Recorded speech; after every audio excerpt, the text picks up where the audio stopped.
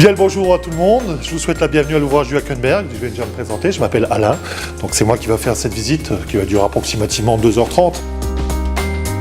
La ligne Maginot, elle est sur plus de 350 km dans le quart nord-est, mais elle se prolonge également vers le sud de la France, jusqu'aux portes de la Méditerranée, pour nous protéger à l'époque de l'Italie et de l'avènement de Mussolini en Italie.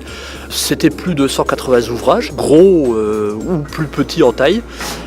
Ça représentait aussi presque 200 000 hommes qui ont protégé nos frontières dès 1935 pour éviter une invasion, qu'elle vienne de l'Allemagne ou de l'Italie.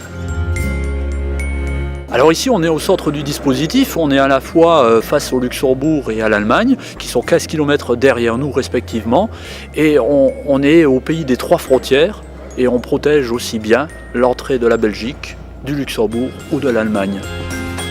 La première impression, c'est toujours ils sont épatés.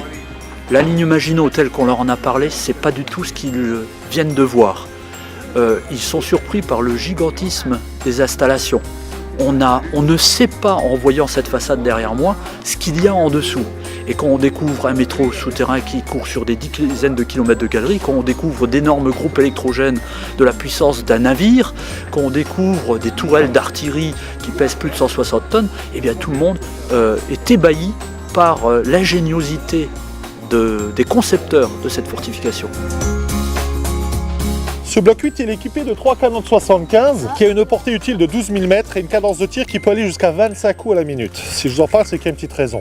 Regardez encore bien, ces canons sont bel et bien dirigés vers l'autre ouvrage pour le soutenir et non vers l'Allemagne qui n'a pas changé de place, qui est toujours par là-haut. Alors c'est important de reconstituer et de réexpliquer l'histoire. Aujourd'hui, avec beaucoup plus de recul, on peut expliquer qu'est-ce qui s'est passé à l'époque et pourquoi on a construit ce type de fortification, à quoi elle a été utile avant la guerre lors de sa construction, pendant la guerre et après la guerre.